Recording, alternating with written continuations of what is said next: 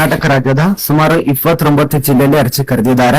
ಒಂದು ಸ್ನೇಹಿತರೆ, ಯಾವುದೇ ಪರೀಕ್ಷೆ ಅಲ್ಲದೆ ಶಾರ್ಟ್ ಲಿಸ್ಟ್ ಅನ್ನ ತಯಾರು ಮಾಡ್ತಾರೆ. ಅದರ ಬಳಿಕ ಮೆರಿಟ್ ಆಧಾರ ಮೇಲೆ ಮತ್ತು ಸಂದರ್ಶನ ಮುಖಾಂತರಗೆ ಕೊನೆಯಲ್ಲಿ ಡಾಕ್ಯುಮೆಂಟ್ಸ್ ಪರಿಶೀಲನೆ ನಡೆಸಿ ಆಯ್ಕೆಯನ್ನು ಮಾಡ್ತಾರೆ.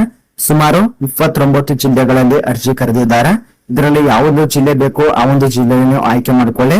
ಉದಾಹರಣೆಗೆ ಬಾಗಲಕೋಟೆ ಬೇಕಂದ್ರೆ ಬಾಗಲಕೋಟೆಯಲ್ಲಿ ಅಪ್ಲೈ ಮಾಡಿ, ಅಥವಾ ಇನ್ನೊಂದು ಹೇಳ್ತೀನಿ ವಿದ್ಯಾರ್ಥಿಗಳಿಗೆ, ಈ ಒಂದು ಬಾಗಲಕೋಟೆಯವರು ಬಾಗಲಕೋಟೆಯಲ್ಲಿ ಮಾತ್ರ ಅರ್ಜಿ ಸಲ್ಲಿಸಿ. ಅದರ ಬಳಿಕ ಬಳ್ಳಾರಿಯವರು ಬಳ್ಳಾರಿಯಲ್ಲಿ ಮಾತ್ರ ಅರ್ಜಿ ಸಲ್ಲಿಸಿ, ಬೆಳಗಾವಿಯವರು ಬೆಳಗಾವಿಯಲ್ಲಿ ಮಾತ್ರ ಅರ್ಜಿ ಸಲ್ಲಿಸಿ.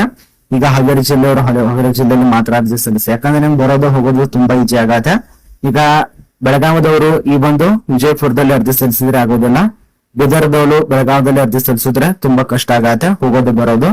ಇದ್ರ ಬಗ್ಗೆ ತಿಳಿಸ್ಕೊಡ್ತಾನೆ ನೋಡಿ. ಇನ್ನೊಂದು ಮಾಹಿತಿ, ಇಲ್ಲಿ ವಯೋಮಿತಿಗೆ ಸಂಬಂಧಪಟ್ಟಂತೆ ಸರಿಲಿಕ್ಕರಾದ ಮತ್ತೆ ಯಾವೊಂದು ಪೋಸ್ಟಿಗೆ ಅರ್ಜಿ ಕರೆದಿದ್ದಾರೆ, ಎಷ್ಟು ಹುದ್ದೆಗೆ ಅರ್ಜಿ ಕರೆದಿದ್ದಾರೆ ಅಂತ ತುಂಬಾ ಜನ ಕೇಳಬಹುದು. ನನಗನ್ಸೋ ಮಟ್ಟಿಗೆ ಸುಮಾರು 480 ಪೋಸ್ಟ್ಗಿಂತ ಅಧಿಕ ಪೋಸ್ಟ್ಗಳು ಖಾಲಿ ಇರತ್ತೆ. ಯಾವ್ದು ಏನು ಅಂತ ಒಂದೊಂದು ತಿಳಿಸ್ಕೊಡ್ತಾನೆ. ವಿಡಿಯೋ ಕೊನೆಸಂಕ ನೋಡಿ. ಮತ್ತೆ ಈ ಒಂದು ಚಾನಲ್ ಅನ್ನ ಯಾರು ಸಬ್ಸ್ಕ್ರೈಬ್ ಮಾಡಿಲ್ಲ, ಸಬ್ಸ್ಕ್ರೈಬ್ ಮಾಡ್ಕೊಳ್ಳಿ, ತುಂಬಾ ಹೆಲ್ಪ್ ಆಗತ್ತೆ, ಉಚಿತವಾಗಿರತ್ತೆ. ಅದ್ರ ಬಳಿಕ ಪಕ್ಕದಲ್ಲಿರುವಂತ ಗಂಟೆ ಇರತ್ತಲ್ಲ, ಅದು ಕೂಡ ಕ್ಲಿಕ್ ಮಾಡ್ಕೊಳ್ಳಿ ಆಲ್ ಮೇಲೆ. ಬನ್ನಿ ಸ್ನೇಹಿತರೆ, ಯಾವ್ದು ಏನು ಅಂತ ಒಂದೊಂದು ತಿಳಿಸ್ಕೊಡ್ತಾನೆ. ಅದು ಬೆಂಗಳೂರಿನಲ್ಲಿ, ಅಖಿಲ ಕರ್ನಾಟಕದಲ್ಲಿ ಖಾಲಿರುವಂತ ಪೋಸ್ಟ್. ಇದು ಪ್ರಸಾರ ಭಾರತದಲ್ಲಿ ಖಾಲಿರುವಂತ ಪೋಸ್ಟ್ ಆಗಿರತ್ತೆ. ಪ್ರಸಾರ ಭಾರತಿ ಲಿಮಿಟೆಡ್ ಅಂದ್ರೆ ಇಲಾಖೆಯಲ್ಲಿ ಖಾಲಿರುವಂತ ಪೋಸ್ಟ್. ಈ ಒಂದು ಇಲಾಖೆಯಲ್ಲಿ ಅಪ್ಲೈ ಮಾಡಬೇಕು. ಅಂದ್ರೆ ಏನ್ ನ್ಯೂಸ್ ಇರತ್ತಲ್ಲ, ನ್ಯೂಸ್ ಪೋರ್ಟಲ್ ಆಗ್ಬಹುದು, ನ್ಯೂಸ್ ವಿಡಿಯೋ ಮಾಡೋದು, ನ್ಯೂಸ್ ಕ್ರಿಯೇಟಿವ್ ಮೀಡಿಯಾ, ಅದೇ ಒಂದು ಅಂತರ್ಜಾಲಕ್ಕೆ ಸಂಬಂಧಪಟ್ಟಂತೆ ಖಾಲಿರುವಂತ ಸಂಸ್ಥೆ. ಮೊದಲೇ ನೀವು ಅರ್ಥ ಮಾಡ್ಕೋಬೇಕು, ಅಲ್ಲೇ ನೀವು ಕೆಲಸ ಮಾಡಬೇಕು. ಇನ್ನೊಂದು ಹೇಳ್ಬೇಕಂದ್ರೆ, ಇದು ಆಫ್ಲೈನ್ ಇರೋದ್ರಿಂದ, ಅದ್ರ ಬಳಿಕ ಆಫ್ಲೈನ್ ಅಲ್ಲಿ ಅರ್ಜಿ ಸಲ್ಲಿಸೋದ್ರಿಂದ ಇದೇನು ಕಾಣಿಸ್ತಾ ಇರಬಹುದು ನಿಮಗೆ, ವೆಬ್ಸೈಟ್ ವಿಳಾಸ ಕಾಣಿಸ್ತಾ ಇರಬಹುದು, ಪೋಸ್ಟ್ ಆಫೀಸ್. ಸ್ಪೀಡ್ ಪೋಸ್ಟ್ ಮುಖಾಂತರ ಈಗ ಅಪ್ಲೈ ಮಾಡ್ಬೇಕಾಗತ್ತೆ. ಇದೊಂದು ನೆನಪಿನಲ್ಲಿರುವ ಸ್ಪೀಡ್ ಪೋಸ್ಟ್. ಡೈರೆಕ್ಟರ್ ನ್ಯೂಸ್ ಈ ಬಂದು ವಿಳಾಸದಲ್ಲಿ ಈ ಒಂದು ವಿಳಾಸಕ್ಕೆ ಅಪ್ಲೈ ಮಾಡಿ. ಇದು ನೋಡಿ, ದಿನಾಂಕ ಅರ್ಜಿ ಸಲ್ಲಿಸುವ ದಿನಾಂಕ 16 ಮೇ 2025. ಇದು ಕೊನೆಯ ದಿನಾಂಕ. ಅದರ ಮುಂಚಿತವಾಗಿನೇ ಅಪ್ಲೈ ಮಾಡಂತ ಅವರು ಒಂದು ಆರ್ಟಿಕಲ್ ಮುಖಾಂತರ, ಈ ಒಂದು ನೋಟಿಸ್ ಮುಖಾಂತರ ತಿಳಿಸಿದ್ದಾರೆ. 16 ಮೇ 2025 ಸಂಜೆ 5 ಗಂಟೆ ಒಳಗಾಗಿ ಅಪ್ಲೈ ಮಾಡಬೇಕು. ಮತ್ತೆ ಇಲ್ಲಿ ಖಾಲಿರುವಂತ ಪೋಸ್ಟ್ ಯಾವ್ದಂತ ತುಂಬಾ ಜನ ಕೇಳಬಹುದು. ಸ್ಟ್ರಿಂಗರ್ಸ್ ಪೋಸ್ಟ್ ಗೆ ಅರ್ಜಿ ಕರೆದಿದ್ದಾರೆ. ಇದು ಎಂಪ್ಲಾಯ್ಮೆಂಟ್ ಗೆ ಸಂಬಂಧಪಟ್ಟಂತ ಸ್ಟ್ರಿಂಗರ್ಸ್ ಅಂತ ಹೇಳಿ, ಅಂದ್ರೆ ಅಧಿಕಾರ ಪೋಸ್ಟ್ ಖಾಲಿರಾದ. ಈಗ ರಿಪೋರ್ಟರ್ಸ್ ಆಗ್ಬಹುದು, ಹ್ಯಾಕರ್ಸ್ ಆಗ್ಬಹುದು, ಇದನ್ನೆಲ್ಲ ಖಾಲಿರುವಂತ ಪೋಸ್ಟ್. ಇನ್ನೊಂದು ಹೇಳಿದಾರೆ ಅವರು, ಇದೆಲ್ಲ ಅಪ್ಲೈ ಮಾಡ್ಬೇಕಂತೇಳಿ ಎಲ್ಲಾ ಜಿಲ್ಲೆಯವರು ಅಪ್ಲೈ ಮಾಡಿ. ಈ ವಿದ್ಯಾರ್ಹತೆಗೆ ಸಂಬಂಧಪಟ್ಟಂತೆ ಬರ್ಬೇಕಂದ್ರೆ ಸೆಕೆಂಡ್ PUC ಪಾಸ್ ಆದವರು ಅಥವಾ SSLC ಕಂಪ್ಲೀಟ್ ಮಾಡಿದವರು ಅಪ್ಲೈ ಮಾಡಿ. ಡಿಗ್ರಿ ಏನಾದ್ರು ಪಾಸ್ ಆಗಿತ್ತಂದ್ರೆ ಅವರು ಕೂಡ ಅಪ್ಲೈ ಮಾಡಿ. ಪ್ರಸಾರ ಭಾರತಿ ಸಂಸ್ಥೆಯಲ್ಲಿ ಖಾಲಿರುವಂತ ಪೋಸ್ಟ್ ಕರ್ನಾಟಕದಲ್ಲಿ ಇರತ್ತೆ.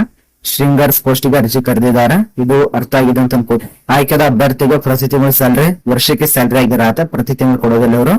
ಸುಮಾರು 40 ಲಕ್ಷದಿಂದ 4 ಲಕ್ಷದಿಂದ 5 ಲಕ್ಷ ತನಕ ನಿಮಗೆ ಒಂದು ಸ್ಯಾಲರಿ ಕೊಡ್ತಾರೆ. ಅಂದ್ರೆ ಪ್ರತಿ ತಿಂಗಳು ನಿಮ್ಗೆ 40,000ದಿಂದ 50,000 ತನಕ ಸ್ಯಾಲರಿ ಇರತ್ತೆ, ಅಥವಾ 60ರಿಂದ 70,000 ತನಕ ಸ್ಯಾಲರಿ ಕೊಡ್ತಾರೆ. ನೀವು ಯಾವ ರೀತಿ ಅನುಭವ ಇರತ್ತೆ, ಯಾವ ರೀತಿ ಕೆಲಸ ಮಾಡ್ತಾರ, ಆ ಒಂದು ಆಧಾರದ ಮೇಲೆ ಹೆಚ್ಚಿಗೆ ಸ್ಯಾಲರಿ ಕೊಡ್ತಾರೆ. ಈ ಒಂದು ಪ್ರಸಾರ ಭಾರತಿ ಲಿಮಿಟೆಡ್ ಸಂಸ್ಥೆಗೆ ಸಂಬಂಧಪಟ್ಟಂತೆ ಒಂದು ದಾಖಲೆ ಪರಿಶೀಲನೆ, ಮೆರಿಟ್ ಪಟ್ಟಿ, ಅದರ ನಂತರ ಶಾರ್ಟ್ ಲಿಸ್ಟ್ ಆ ಒಂದು ತಯಾರು ಮಾಡ್ಕೊಂಡು ಆಯ್ಕೆಯನ್ನು ಮಾಡ್ತಾರೆ. ಇದನ್ನ ಸ್ವಲ್ಪ ನೋಡ್ಕೊಳ್ಳಿ. ಮತ್ತು ಸಂದರ್ಶನ ಕೂಡ ಇರತ್ತೆ. ಇನ್ನೊಂದು ಹೇಳ್ಬೇಕು, ನಿಮಗೆ ಮೊಬೈಲ್ ಉಪಯೋಗ ಮಾಡಕ್ ಬರ್ಬೇಕಾಗತ್ತೆ, ಅದನ್ನ ಟಿವಿ ಉಪಯೋಗ ಮಾಡಕ್ ಬರ್ಬೇಕಾಗತ್ತೆ.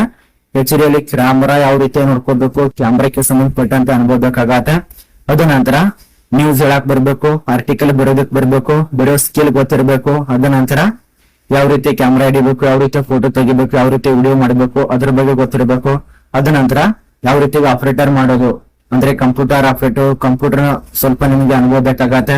ಅದ್ರ ಬಳಿಕ ಟಿವಿಯಲ್ಲಿ ಯಾವ ರೀತಿ ನ್ಯೂಸ್ ಅನ್ನ ಅಪ್ಲೋಡ್ ಮಾಡಬೇಕು, ವಿಡಿಯೋ ಅಪ್ಲೋಡ್ ಮಾಡೋದು, ಯೂಟ್ಯೂಬ್ ನಲ್ಲಿ ಯಾವ ರೀತಿ ವಿಡಿಯೋ ಹಾಕೋದು, ಅದ್ರ ನಂತರ ಟಿವಿಯಲ್ಲಿ ಯಾವ ರೀತಿ ಅಪ್ಲೋಡ್ ಮಾಡೋದು, ಅದಕ್ಕೆ ಸಂಬಂಧಪಟ್ಟಂತೆ ಸ್ವಲ್ಪ ಮಾಹಿತಿ ಬೇಕಾಗತ್ತೆ. ಅದ್ರ ಬಗ್ಗೆ ಎಲ್ಲ ತಿಳಿಸ್ಕೊಟ್ಟಿದ್ದಾರೆ ಅವರು. ದಯವಿಟ್ಟು ಇದಕ್ಕೆ ಸಂಬಂಧಪಟ್ಟ ಎಲ್ಲ ಅನುಭವದವರು ಅಪ್ಲೈ ಮಾಡಿ, ಅಥವಾ ಅನುಭವ ಇರ್ಲಿಲ್ಲ ಅಂದ್ರೂ ಕೂಡ ಹೇಳ್ತಾರೆ ಅವರು ಯಾವ ರೀತಿ ಮಾಡ್ಬೇಕಂತ ಹೇಳಿ. ಈಗ ಉದಾಹರಣೆಗೆ ಒಂದು ವಿಡಿಯೋ ಅಪ್ಲೋಡ್ ಮಾಡಿದಂತ ಅನ್ಕೊಳ್ಳಿ ಯೂಟ್ಯೂಬ್ ನಲ್ಲಿ, ಅದರಲ್ಲಿ ಏನೇನು ಪ್ರೊಸೆಸಿಂಗ್ ಇರತ್ತೆ, ಯಾವ ರೀತಿಯಾಗಿ ತಮ್ಮಲ್ಲಿ ತಯಾರು ಮಾಡ್ಬೇಕು, ಯಾವ ರೀತಿಯಾಗಿ ರೇಟಿಂಗ್ ಮಾಡ್ಬೇಕು, ಯಾವ ರೀತಿಯಾಗಿ ಅಲ್ಲಿ ನ್ಯೂಸ್ ಅನ್ನ ಹೇಳಬೇಕು, ಯಾವ ರೀತಿಯಾಗಿ ಟೈಟಲ್ ಹಾಕ್ಬೇಕು, ಡಿಸ್ಕ್ರಿಪ್ಷನ್ ಹಾಕ್ಬೇಕು, ಕೆಳಗಡೆ ಟ್ಯಾಕ್ಸ್ ಹಾಕ್ಬೇಕು, ಪ್ರತಿಯೊಂದು ಹೇಳ್ತಾರೆ ಅವರು.